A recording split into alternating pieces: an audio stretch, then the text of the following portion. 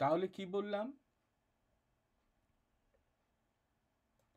সংবাদ পাঠ ও সঞ্চালনা এই দুটোকে একসঙ্গে আমরা কথন শৈলী বলছি। অর্থাৎ কথার শৈলী, অর্থাৎ কথা বলার স্টাইল, কথা বলার বিশিষ্টতা। এই সংবাদ পাঠ এর সঙ্গে সংবাদ পাঠক এবং উপস্থাপক এই দুটি শব্দকে আমরা জুড়েছি। আমরা জানি স্টুডিওতে বা টেলিভিশনে একজন সংবাদ পাঠককে ক্যামেরার সামনে দাঁড়িয়ে বা বসে কথা বলতে বা সংবাদ পাঠ করতে হয়। নানা রুচির হাজার হাজার কিশোর কিশোরী থেকে বৃদ্ধ বৃদ্ধা তার দর্শক বা শ্রোতা, তার সংবাদে আগ্রহী করে তোলাই তার প্রধান কাজ। এজন্য তাকে একটি সুন্দর মুখের অধিকারী হওয়ার থেকেও বেশি প্রয়োজন অত্যন্ত শালীন, সাবলীল ও সপ্রতিভ ভঙ্গিতে সংবাদটি সকলের সামনে তুলে ধরা। তাই একজন সংবাদ পাঠকের জন্য যে দিকগুলি গুরুত্বের, তার প্রথমেই রয়েছে কণ্ঠ বা কণ্ঠস্বর। আমরা জানি যে কণ্ঠস্বর হলো ঈশ্বরের দান, তবে নিয়মিত চর্চার মাধ্যমে কণ্ঠস্বরকে প্রয়োজন অনুযায়ী পরিচালনা করা বা পরিশীলিত করা যায়। শুধু দর্শন নয়, টেলিভিশনের শ্রবণটিও জরুরি। কোনো সুন্দর মুখের অধিকারী যদি অপরিশীলিত কণ্ঠস্বরে কোনো গুরুত্বপূর্ণ সংবাদও পাঠ করেন, তবে তা দর্শকদের আকর্ষণ হারাতে পারে। অন্যদিকে যদি একজন কম সুন্দর সংবাদ পাঠক শুধুমাত্র তার সুন্দর বাচনভঙ্গির সাহায্যে কম গুরুত্বপূর্ণ কোনো সংবাদকেও দর্শকদের আগ্রহী করে তুলতে পারেন, তবেই সেখানে তার সার্থকতা। এ কাজে যোগ্য হয়ে ওঠার জন্য কি দরকার? এ কাজে যোগ্য হয়ে ওঠার জন্য দরকার নিয়মিত কণ্ঠস্বরের চর্চা, সপ্রতিভ বাচনভঙ্গি এবং নির্ভুল উচ্চারণ আয়ত্ত করা। ব্যক্তিত্ব, আমরা জানি যে ব্যক্তিত্ব হচ্ছে মানুষের সহজাত গুণ, আর সংবাদ পাঠকের ব্যক্তিত্ব না থাকলে তার স্বাভাবিক সৌন্দর্য ম্লান হয়ে যায়। ব্যক্তিত্ব থাকলে যে আত্মবিশ্বাসের সঙ্গে তিনি সংবাদ পাঠ করতে পারেন, ব্যক্তিত্ব না থাকলে সেটা কখনো সম্ভব হয়ে ওঠে না। সংবাদ পাঠের ক্ষেত্রে আরেকটি দিক হচ্ছে গুরুত্বপূর্ণ, সেটি হচ্ছে ট্যালিলাইটের ব্যবহার। একজন স্যার, সংবাদ পাঠককে ট্যালিলাইটের ব্যবহার সম্পর্কে জানতে হবে। সংবাদ পাঠের ক্ষেত্রে ফ্লোর ম্যানেজারের সিগন্যালের উপর নির্ভর করতে হলেও ক্যামেরার ঠিক মাথায় যে ট্যালিলাইটটি জ্বলে সেদিকে নজর রেখেও সংবাদ পাঠ করা যায়, সেদিকে নজর রেখেও সিগন্যাল নেওয়া যায়। কেননা ক্যামেরাটি সংবাদ পাঠকের শট ধরে রাখলেও যেহেতু প্রযোজক তখনও অন্য কোনো ছবি দেখাচ্ছেন, তাই ওই ক্যামেরার শটটি ব্যবহার হচ্ছে না। কোনো ক্যামেরা যখন অনলাইনে নেই, মানে ব্যবহারের দিক থেকে তখন সেটা অফ রয়েছে, তাই ওই ট্যালিলাইটটি জ্বলবে না। ওই আলো জ্বলে ওঠা মানে অ্যাঙ্কারের হাজির হওয়া শুরু বা সংবাদ পাঠ সূচিত হওয়া শুরু। স্যার বলছি একটা কথা বলতাম। কথা শেষে শুনবো। না স্যার, মানে এই ক্লাসটা মনে হয় আমাদের হয়েছিল, এই বিষয়টা আর কি। তুমি ক্লাসটা লেফট করো এখন, পরে তোমার সঙ্গে কথা হবে।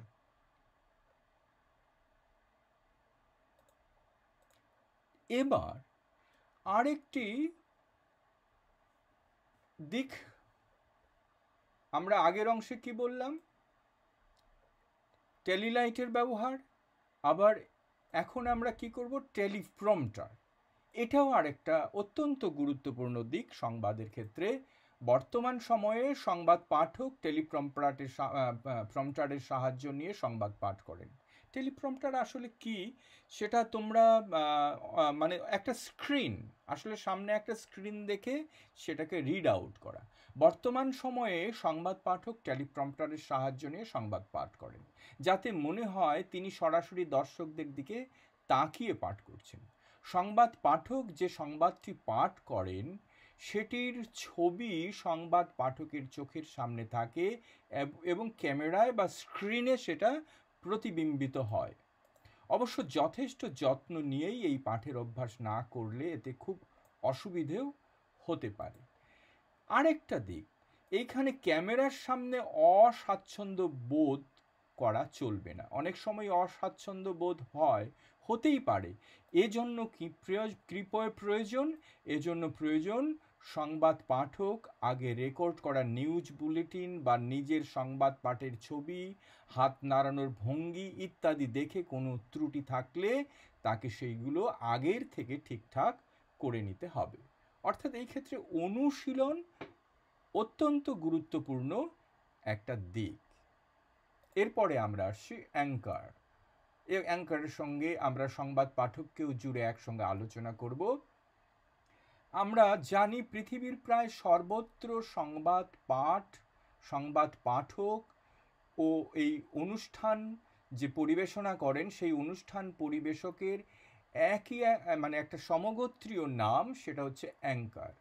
অ্যাঙ্কার, অথচ এই অ্যাঙ্কার এর সঙ্গে সরাসরি সংবাদের বা সংবাদ পাঠকের কোনো যোগ নেই। তার ভূমিকা আর অনুষ্ঠান পরিবেশকের ভূমিকা একেবারেই স্বতন্ত্র।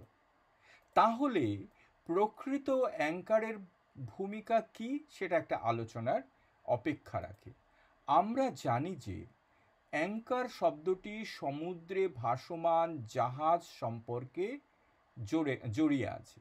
গভীর সমুদ্রে কোনো একটি জাহাজ যাতে স্থির হয়ে থাকতে পারে, উদ্দাম ঢেউ এর তাড়ায় যাতে ভেসে না যায়, অভিজ্ঞ নাবিক তাই জলের অতল গভীরে নামিয়ে দেন অ্যাঙ্কার। সেই অ্যাঙ্কার জলের তলদেশের মাটি আঁকড়ে জাহাজকে স্থির রাখে, নড়তে দেয় না।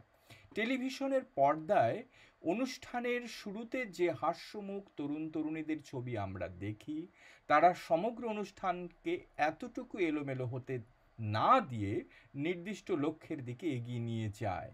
আর টেলিভিশনের পরিভাষায় এরাই হলেন অ্যাঙ্কার। টেলিভিশনের অনুষ্ঠানকে প্রাণবন্ত, উপভোগ্য ও আকর্ষণীয় করে তুলতে এজন্য যোগ্য অ্যাঙ্কারের উপস্থিতি নিঃসন্দেহে গুরুত্বপূর্ণ। তাই সংবাদ পাঠকের প্রয়োজনীয় গুণাবলী ছাড়াও অ্যাঙ্কারকে আরও বিবিধ গুণের অধিকারী হতে হয়। কেননা একজন যোগ্য অ্যাঙ্কারকে সমগ্র অনুষ্ঠানটির রাশ তার নিজের হাতে রাখতে হয়।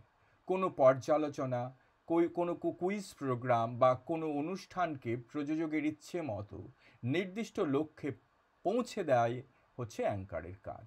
তার কিছু মাত্র শৈথিল্য ঘটলেই সমগ্র অনুষ্ঠানটির মান একেবারে নেমে যাবে, তার লক্ষ্য হারিয়ে ফেলবে। আবার সংবাদ পাঠককেও দেখা যায়, সংবাদ পাঠককে লেখা স্টোরির বাইরে কোনো বিশেষ কথা বলতে দেওয়া হয় না। লাইভ ফোন ইন বা হট সুইচিং যে প্রোগ্রাম, এই সব ক্ষেত্রে কিছু প্রশ্নোত্তর পর্ব তাকে অংশ নিতে হয় যা সে আগে থেকেই জানে। অর্থাৎ যেগুলো লাইভ বা সরাসরি সম্প্রচার, তাতেও কোন বিষয়ের উপরে সেটা লাইভ বা সরাসরি সম্প্রচার হচ্ছে সে সম্পর্কে তার পূর্ব অভিজ্ঞতা কিছু না কিছু থাকে। কিন্তু একই অনুষ্ঠানকে নানা কথায় নানাভাবে ধরে রেখে এগিয়ে নিয়ে যাওয়া, এর সবটাই নিজে থেকেই বলে যেতে হয় বলে তার কথা, অর্থাৎ অ্যাঙ্কারের কথা অর্থপূর্ণ, পরিশীলিত, ঝরঝরে এবং আকর্ষণীয় হওয়া দরকার। আর এই যে নিজে থেকে বলে যাওয়া, এটা এক অসাধারণ গুণ। এটা কি বলবো, এটা অনুশীলন ছাড়া, এটা অভ্যাস ছাড়া কখনোই আয়ত্ত করা সম্ভব নয়। এবার এক নজরে মানে খুব সহজ করে এক নজরে সংবাদ পাঠ ও উপস্থাপনের প্রাথমিক কিছু বৈশিষ্ট্যের কথা আমরা বলতে চাইছি। বস্তুত একজন সংবাদ পাঠকের বা উপস্থাপকের যে বৈশিষ্ট্যগুলি থাকা অত্যন্ত জরুরি সেগুলিকে সূত্রাকারে বললে আমরা বলতে পারি তার কি কি থাকা প্রয়োজন: শিক্ষা, ভাষা জ্ঞান, সাধারণ জ্ঞান, জাতীয় ইতিহাসের সঙ্গে পরিচয়, ঘটমান রাজনৈতিক ঘটনাবলী সম্পর্কে ধারণা, শিল্পের বিভিন্ন শাখার সঙ্গে পরিচয় ও ভিন্ন ভাষাভাষী সম্প্রদায়ের জীবনচারণের ধারণা,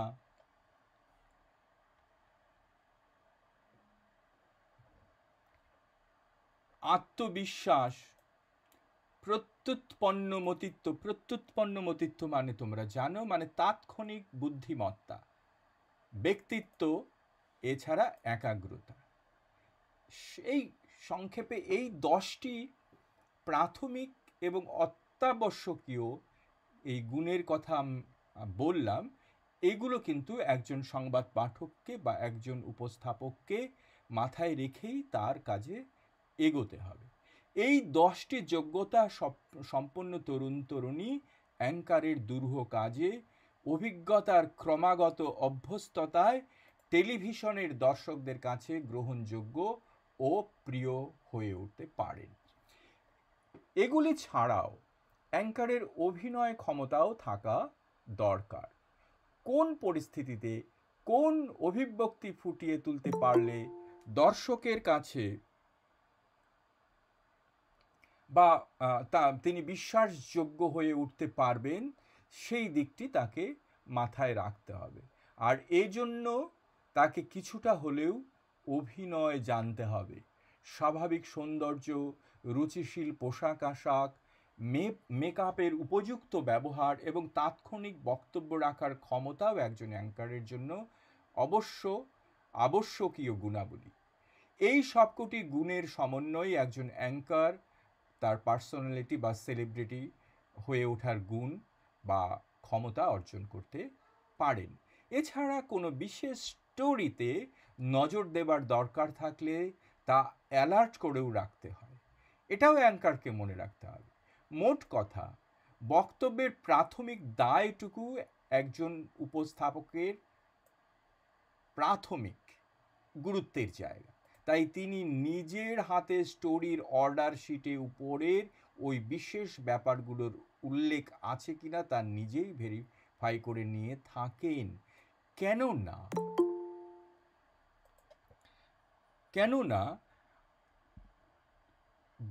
কোনো একটা বক্তব্য বিষয়ের প্রাথমিক দায় যেহেতু তার উপরে, সেই কারণে কোনো একটা লাইভ অনুষ্ঠানে বা সম্প্রচার চলছে এমতাবস্থায় যদি কোনো ভুল ইনফরমেশন, ভুল তথ্য মানুষের কাছে, দর্শকের কাছে, শ্রোতার কাছে পৌঁছে যায়, সেক্ষেত্রে বিড়ম্বনা তৈরি হতে পারে। এবং সেই কারণেই কিন্তু তাকে আগের থেকেই সব কিছু দেখে, আগের থেকেই সব কিছু বুঝে নিয়ে তবে কাজে এগোতে হবে। এই পর্যন্ত ভেরিফাই করে নিতে হবে। কি বললাম? তাই নিজের হাতে তাকে সব কিছু ভেরিফাই করে নিতে হবে। এবার আসছি প্রোডাকশন স্টেজ, মানে একটা সংবাদ বা একটা অনুষ্ঠানকে সম্প্রচার করার যে সমস্ত কিছুর আয়োজন, সেটা কোনো সংবাদ হতে পারে, কোনো বিশেষ অনুষ্ঠান হতে পারে, কোনো লাইভ ব্রডকাস্টিং হতে পারে, সেটার জন্য যে একটা প্রাথমিক প্রস্তুতি, সেই সম্পর্কে একটা সামান্য আলোচনা। এক্ষেত্রে যেটি জরুরি তা হলো প্রযোজক সময় হাতে নিয়ে প্রোডাকশনে আসবেন। দৌড়াতে এসে কমান্ড দিয়ে চলে যাবেন না। প্রযোজকের কাছে সমস্তটাই রুটিন কাজের মতো হলেও প্রতিদিনের কিছু না কিছু বৈচিত্র্য থাকে যা তাকে আলাদা করে মাথায় রাখতে হবে। আগের অনুষ্ঠান শেষ হওয়ার সাথে সাথে টেক ওভার করা অথবা আগের অনুষ্ঠানের এক্সিট মানে করলে, কোনো একটা অনুষ্ঠান সময়ের থেকে একটু বেরিয়ে গেলে স্ক্রল বা অন্য কোনো মাধ্যমে দর্শকদের সেটা জানানো দরকার। অর্থাৎ দর্শকদের কাছে খবর পৌঁছে দেয়া, কোনো একটা অনুষ্ঠান দেরি হলো কিংবা কোনো একটা অনুষ্ঠান সম্প্রচারে কিছু বিঘ্ন ঘটলো, সমস্যা হলো, সেটা কিন্তু দর্শকদের কাছে পৌঁছে দিতে হবে। এরপরেই সংবাদ, কোনো একটা অনুষ্ঠান চলছে তারপরেই সংবাদ আসছে, সংবাদ প্রচারিত হবে, তারও একটা পূর্ব প্রস্তুতি থাকা দরকার।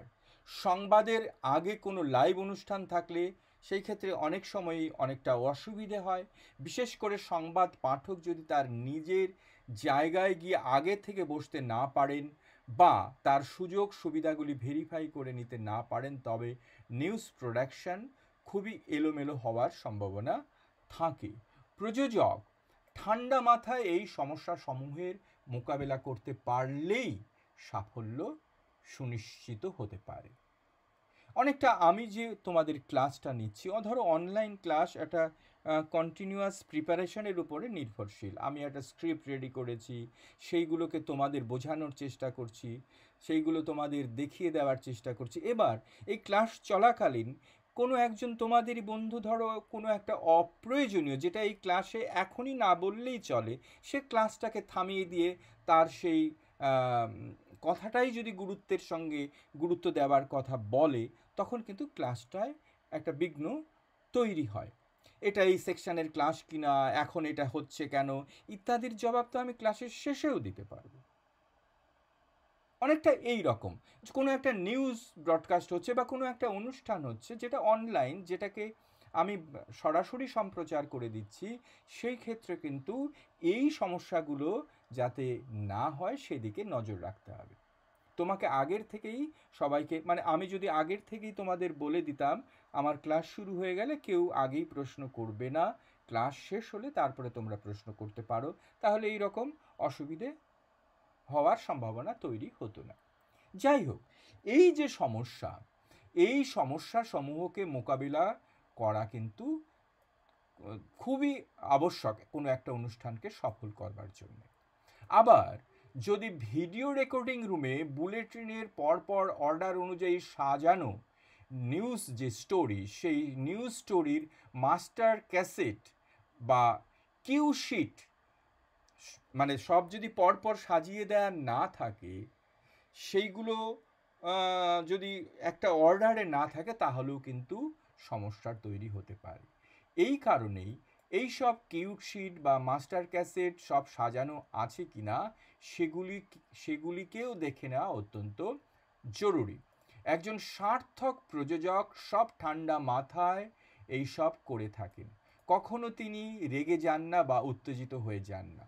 তাছাড়া কোনো সমস্যা দেখা দিলে কি করে তাকে বাইপাস করা যায় এমন কোনো উপায় দ্রুত ভেবে নিতে হয় তাকে। একটা লাইভ বুলেটিন শেষ হলে পরের বুলেটিনের খেয়াল রাখতে হয়। তার সহকারীরা সমস্ত মালপত্র বা ম্যাটেরিয়াল যা যেখানে দেওয়া হয়েছিল সেগুলি সেইভাবে গুছিয়ে রেখে দেন বা রেখেছেন কিনা সেইগুলো কিন্তু প্রযোজককে এবং উপস্থাপককে ঠিকঠাক দেখে নিতে হয়, না নিলে চলবে না। অনুষ্ঠান সম্প্রচার শুরু হয়ে গেলে তারপরে কোনো একটা জিনিস খুঁজে পাওয়া যাচ্ছে না, এমনটা হলে কিন্তু হয় না, কেননা এখানে সময় নির্দিষ্ট, সময় মাপা। এবার তোমাদের সিলেবাসের আরেকটা অংশ যেটা আজকে আলোচনা করব সেটা হচ্ছে জকি। তোমাদের আগের দিন ক্লাসে কেউ কেউ এই বিষয়ে প্রশ্নও করেছিলে, আমি তাদের উত্তরও আজ দিয়ে দেব। জকি, এই জকি শব্দটা সাধারণভাবে প্রযোজ্য হয় ঘোড়া দৌড়ের ক্ষেত্রে। সেখানে একজন জকি ঘোড়া চালনা করে, কিভাবে চালনা করে, জেতার লক্ষ্যে সেই ঘোড়াকে দৌড়ে নিয়ে যায়। তবে এই জকি শব্দটা বৈদ্যুতিন গণমাধ্যমের ক্ষেত্রেও প্রয়োগ হয়ে থাকে। রেডিও বা টিভিতে করা যে সমস্ত অনুষ্ঠান, সেই অনুষ্ঠান উপস্থাপনা যারা করেন তাদেরকেও বিভিন্ন মানে ভাবাবেগগত দিক থেকে জকি বলা হয়ে থাকে। যেমন যারা রেডিওতে অনুষ্ঠান সম্প্রচার করে থাকেন তাদের রেডিও জকি বলা হয়ে থাকে, কাউকে কাউকে ভিডিও জকি বলা হয়ে থাকে। এফএম এফএম এখন খুবই জনপ্রিয় একটা রেডিও মাধ্যম। এফএম চ্যানেল সম্প্রচারণের ক্ষেত্রে রেডিও জকি শব্দবন্ধ আমরা বেশি শুনে থাকি, কিন্তু গণমাধ্যমের বাইরেও এই রেডিও জকি এবং ভিডিও জকি এর বাইরেও আম, আরেকটা দিক আছে, সেটা হচ্ছে ডিস্ক। গণমাধ্যমের বাইরে ডিস্ক থেকে নানা রকমের প্রমোদের জায়গায় যিনি বিভিন্ন ধরনের সঙ্গীতের সমন্বয় করে এক আনন্দময় পরিবেশ সৃষ্টি করেন, তাদেরও জকি বলা হয়। এই দিক থেকে সাধারণত জকিদের তিনটি ভিন্ন ভিন্ন অঞ্চলে কাজ করতে দেখা যায় এবং তাদের কাজের ভিত্তিতে তিনটি ভাগে ভাগ করা হয়। কি কি? ভিডিও জকি বা ভিজে, ডিস্ক জকি বা ডিজে, এই শব্দটার সঙ্গে তোমরা পরিচিত, এবং রেডিও জকি বা আরজে। অর্থাৎ VJ, DJ, RJ, video jockey, disc jockey এবং রেডিও জকি। এবার এই তিন রকমের জকি সম্পর্কে সংক্ষিপ্ত ধারণা। টেলিভিশন বা দৃশ্যশ্রব্য, দৃশ্য মানে দেখাও যায়, শ্রব্য মানে শোনাও যায়, দৃশ্যশ্রব্য মাধ্যমের ভিডিও অনুষ্ঠানে যেসব জকিরা সঞ্চালনা করেন তাদের ভিডিও জকি বা ভিজে বলে। ডিস্ক জকি, ডিস্কো বা বিভিন্ন নাচের ক্লাবগুলো যেসব জকিরা সঞ্চালনা করেন এবং গানের মিশ্রণ ও তার সাথে মাইক্রোফোনে বিভিন্ন উক্তি করেন তাদের ডিস্ক জকি বা ডিজে বলা হয়ে থাকে। এছাড়া তৃতীয়ত আমরা বলেছি রেডিও জকির কথা। এই ক্ষেত্রে কোনো বেতার অনুষ্ঠানকে সঞ্চালনা করেন যারা, তাদের বলা হয় রেডিও জকি বা আরজে। এক্ষেত্রে সঞ্চালক বা উপস্থাপক হিসেবে তারা কাজ করে থাকেন। বর্তমানে সবচেয়ে বেশি শ্রোতা হিসেবে মধ্যবয়সী বা কিশোর কিশোরীদের খুশি করতে বেতার জকিদের বা বিশেষত এফএম জকিদের অনুষ্ঠানকে অনেক বেশি আকর্ষণীয় করে তুলতে হয়। একজন রেডিও জকিকে অনেক সময় শ্রোতাদের সঙ্গে লাইভ ফোনে কথা বলতে হয়। বিভিন্ন বিষয় যেমন সঙ্গীত, আবহাওয়া, রাস্তাঘাট প্রভৃতি সম্পর্কে তথ্য দান করতে হয়। শ্রোতাদের অনুরোধ অনুযায়ী গান শোনানো, অতিথিদের সাক্ষাৎকার গ্রহণ, প্রতিযোগিতা করা প্রভৃতি এই জকিদের করতে হয়ে থাকে। এইবার যদি আমরা এই রেডিও জকি যারা, তাদের যে কাজ, সেই সব কাজগুলি ঠিকভাবে করতে হলে কি কি গুণ থাকা দরকার সেগুলিকে যদি সূত্রাকারে বলতে চাই তাহলে আমরা কি বলবো? কি কি দরকার?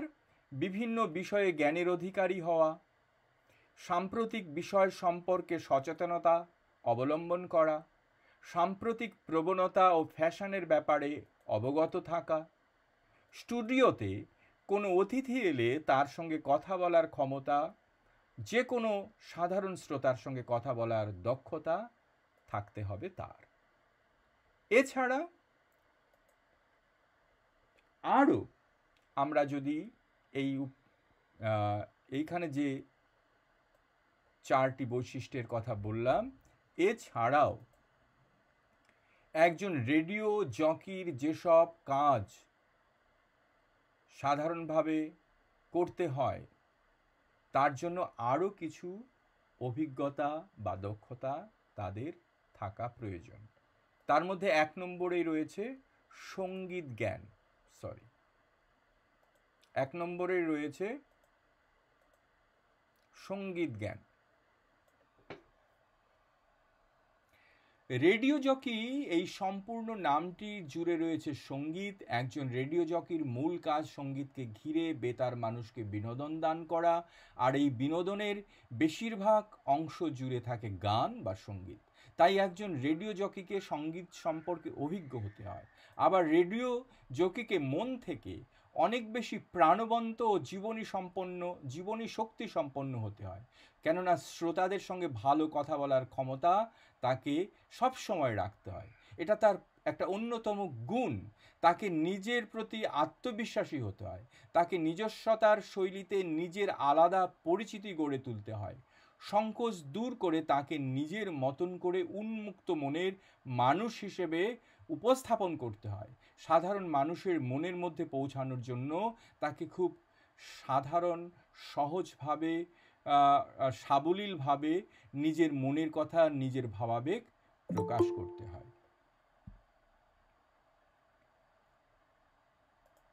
এছাড়াও দ্বিতীয়ত আমরা কি বলবো, তাদের থাকতে হবে কণ্ঠস্বর, ভয়েস।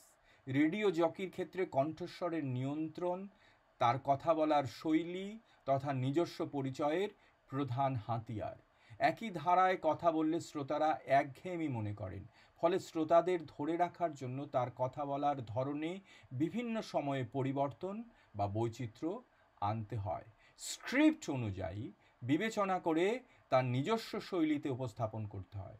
বন্ধুত্বপূর্ণ স্বর, বন্ধুত্বপূর্ণ কণ্ঠস্বরই শ্রোতাদের মনকে নাড়া দিতে পারে।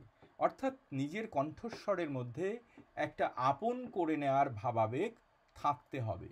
এছাড়া 3 নম্বরে আমরা কি বলছি, নির্ভুল উচ্চারণ।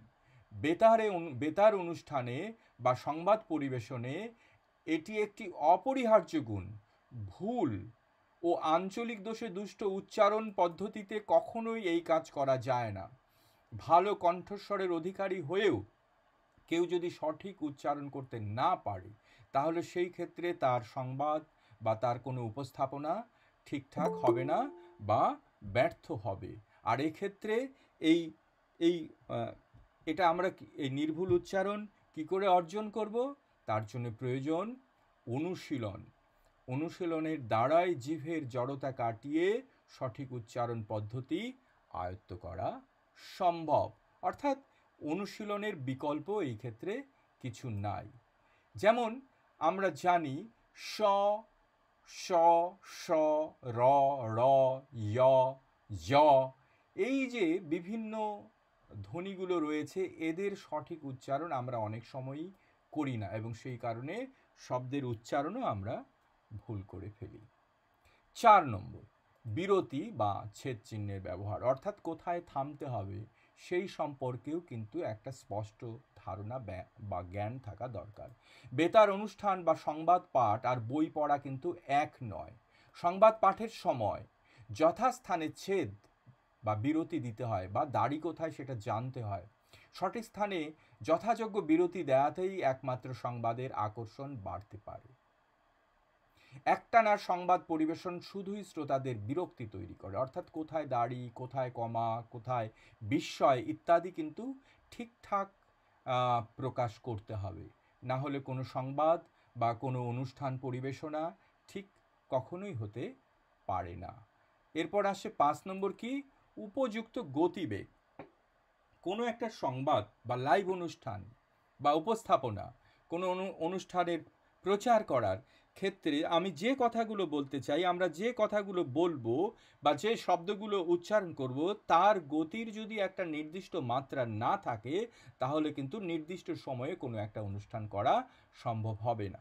আমাদের জানতে হবে যে আমি কতখানি সময়ে কতগুলো শব্দ উচ্চারণ করতে পারি এবং কতগুলো শব্দ উচ্চারণ করলে ঠিকঠাক সেটা বোধগম্য হয়। এই ক্ষেত্রে কিন্তু এই বিষয়টা মনে রাখতে হবে অবশ্যই আমাদের।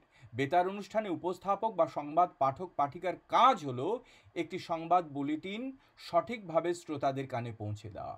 এর জন্য চাই পড়ার সঠিক গতিবেগ। পড়ার অতিরিক্ত গতি যেমন শ্রোতাদের কাছে সংবাদের বিষয় বোঝার ব্যাপারে সমস্যার সৃষ্টি করতে পারে, তেমনি অত্যন্ত ধীর গতির সংবাদ পরিবেশনে একটি সংবাদ বুলেটিনের গুরুত্ব নষ্ট করে দিতে পারে। তাই এই ক্ষেত্রে একজন সংবাদ পাঠককে বা কোনো অনুষ্ঠানের উপস্থাপককে অবশ্যই সচেতন হতে হবে। আর একটি বিষয় 6 নম্বর, এটি থাকতে হবে, এটি হচ্ছে হাস্যরস। যারা জকি, যারা উপস্থাপক, তাদের ক্ষেত্রে কিন্তু এটা সবচেয়ে বেশি গুরুত্বপূর্ণ। হাস্যরস মানে রেডিও বা বেতার অনুষ্ঠানের হাস্যরস রেডিওর জকির মধ্যে এক বিশেষ মাত্রা যোগ করে হচ্ছে হাস্যরস। জোকস বা লিরিক্স সামান্য হলেও মানুষের মনকে হালকা করে, তার রোজকার জীবনের গ্লানি থেকে তাকে মুক্ত করে। কোনো সাধারণ কথাও যদি মনোগ্রাহী করে হাস্যরসে পূর্ণ করে বলা যায়, তবে তা সাধারণ মানুষের মধ্যে অনেক বেশি আগ্রহ সৃষ্টি করতে পারে। অর্থাৎ কোনো বক্তব্যের মধ্যে যেন কাঠখট্টে ব্যাপার না থাকে, কোনো নিরস হয়ে ওঠার ব্যাপার না থাকে, তার মধ্যে যেন একটা মাধুর্য থাকে। আর স্বাদ আমরা বলছি সংস্থান। যথেষ্ট মানে মানে সংস্থান মানে জায়গা করে নেওয়া, মানে কোথায় কখন কিভাবে কতটুকু এই সম্পর্কে একটা স্পষ্ট ধারণা। যথেচ্ছ কথা বলার জন্য এবং একটা অনুষ্ঠান উপস্থাপনের জন্য যথেষ্ট পরিমাণে জ্ঞান আহরণের প্রয়োজন হয়। কারণ একজন উপস্থাপকের যদি কোনো বিষয় সম্পর্কে নিজের কাছে পর্যাপ্ত তথ্য না থাকে, তবে অনুষ্ঠান সঞ্চালনা করা ভালো হয় না। তাহলে এই 7টি বিষয়ে কিন্তু মনে রাখতে হবে জকিদের বা অনুষ্ঠানের উপস্থাপককে, এবং কিছুটা সংবাদ যারা পাঠ করেন তাদেরকেও। সব মিলিয়ে সবার উপরে যেটা আছে সেটা হচ্ছে অনুশীলন বা অভ্যাস। অনুশীলন বা অভ্যাস। এবার আজকের ক্লাসে একটা নিউজ বা একটা সংবাদ কিভাবে পরিবেশিত হতে পারে সেই একটা দৃষ্টান্ত, একটি সংবাদ পরিবেশনের দৃষ্টান্ত। এটা একটা খবর বেশ কিছুদিন আগে ঘটে গেছিল ঢোলা বলে একটা জায়গায়। এই সংবাদ মিডিয়াগুলো এখন এক একটাকে কভার করার জন্য এক একটা প্যাকেজ নাম দিয়ে থাকে, তাই এখানে নাম দেওয়া হয়েছে ঢোলা অ্যাটাক প্যাকেজ। তাহলে সংবাদটা কিভাবে তৈরি হচ্ছে? সংবাদের শুরুতেই আমরা প্রথমেই বলেছিলাম সংবাদের ক্ষেত্রে কি হয়, সংবাদ সবচেয়ে গুরুত্বপূর্ণ অংশটা আগে পরিবেশন করে, অর্থাৎ চূড়ান্ত মুহূর্তটা আগে পরিবেশন করে, তারপরে ঘটনার বিবরণের দিকে যায়। এটা আগের ক্লাসে আমি তোমাদের বারবার বলেছি। তাহলে সংবাদ শুরু হচ্ছে কিভাবে? ব্যবসায়ী খুনের তদন্তে পুলিশি নিষ্ক্রিয়তার অভিযোগ। জনতা পুলিশ খণ্ডযুদ্ধে রণক্ষেত্র দক্ষিণ 24 পরগনার ঢোলাহাট থানায় ভাঙচুর, পুলিশের গাড়িতে আগুন, উত্তেজিত জনতার হামলায় দুপক্ষের বেশ কয়েকজন জখম হয়েছে, পুলিশের গুলিতে একজনের মৃত্যু হয়েছে বলে দাবি স্থানীয়দের, যদিও গুলি চালানোর কথা অস্বীকার করেছে শীর্ষ পুলিশ কর্তারা। এই ঘটনা যে পরিকল্পিত হামলা সে বিষয়ে এক প্রকার নিশ্চিত পুলিশ। অর্থাৎ তোমরা এই বিষয়টা যদি খেয়াল করো, এখানে কোনো বর্ণনা নেই, বিবরণ নেই, পরপর ঘটনাগুলোকে বলা হলো। অর্থাৎ সংবাদের ক্ষেত্রে সবসময় মনে রাখতে হবে বিবরণের চাইতেও শুধু তথ্যগুলোকে পরপর সাজাতে হবে। এটা একটা ডেসক্রিপশন দেওয়া হলো। এবার সংবাদ দুটো স্থান থেকে এখন হতে পারে, একটা হচ্ছে স্টুডিও থেকে একটা ভয়েস আসছে, আর একটা ঘটনাস্থল থেকে একটা ভয়েস আসছে, কোনো একটা ঘটনাস্থল থেকে একটা ভয়েস ভেসে আসছে। আবার কখনো একটা গ্রাফিক্স বা সেই ঘটনার সপক্ষে কিছু ভিডিও কিছু অডিও সেইখানে ব্রডকাস্ট করা হচ্ছে। অর্থাৎ 3টি দিক, একটা স্টুডিওর দিক, একটা স্টুডিওর বাইরে কেউ একজন সংবাদ সরবরাহ করছে তার দিক, আরেকটা সংবাদের সমর্থনে কোনো অডিও ভিজুয়াল কোনো রেকর্ড সেখানে দেখানো হচ্ছে সেটা। তাহলে এই একই খবর কিন্তু দেখানো হচ্ছে। এবার ভয়েস কি ভেসে আছে? কয়েকদিন আগে এলাকায় এক ব্যবসায়ী খুনের ঘটনাকে কেন্দ্র করে বিতর্কের সূত্রপাত, ঘটনায় পুলিশি নিষ্ক্রিয়তার অভিযোগে ক্ষোভও বাড়ছিল স্থানীয়দের। রবিবার যা চরম আকার নিল, রণক্ষেত্রের চেহারা নেয় দক্ষিণ 24 পরগনার ঢোলাহাট। ব্যবসায়ী খুনের তদন্তের অগ্রগতি নিয়ে এদিন পুলিশের সঙ্গে আলোচনায় বসেন স্থানীয়রা, কিন্তু এলাকাবাসীর অভিযোগ তাদের দাবি মেনে বৈঠকে আসেননি পুলিশ প্রশাসনের কোনো শীর্ষকর্তা। এর জেরেই উত্তপ্ত হয়ে ওঠে পরিস্থিতি। এবার ধরো জিএফএক্স ইন রণক্ষেত্র ঢোলার, এবার ওইখানে যে ঘটনাটা ঘটেছে তার ভিডিও সম্প্রচার হচ্ছে, তার ছবি, সেই ঘটনার তথ্য সম্প্রচার হচ্ছে। তার সঙ্গে সঙ্গে কি বলা হচ্ছে? ঢোলাহাট থানার বাইরে ঢোলাহাট থানার বাইরে গাড়ি গুলিতে ভাঙচুর চালায় উত্তেজিত জনতা,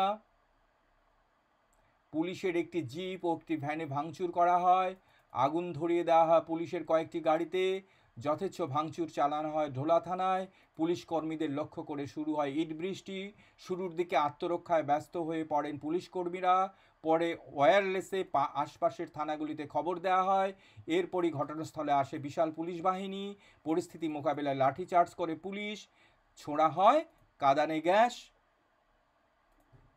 ক্ষিপ্ত জনতাকে লক্ষ্য করে পুলিশ গুলি চালায় বলেও স্থানীয়দের অভিযোগ, দাবি পুলিশের গুলিতে এক ব্যক্তির মৃত্যু হয়েছে, যদিও গুলি চালানোর কথা অস্বীকার করেছে শীর্ষ পুলিশ কর্তারা। এইখানে গ্রাফিক্সটা আউট হয়ে গেল, মানে যে ভিডিওটা দেখানো হচ্ছিল সেই ভিডিওটা বন্ধ করে দেওয়া হলো।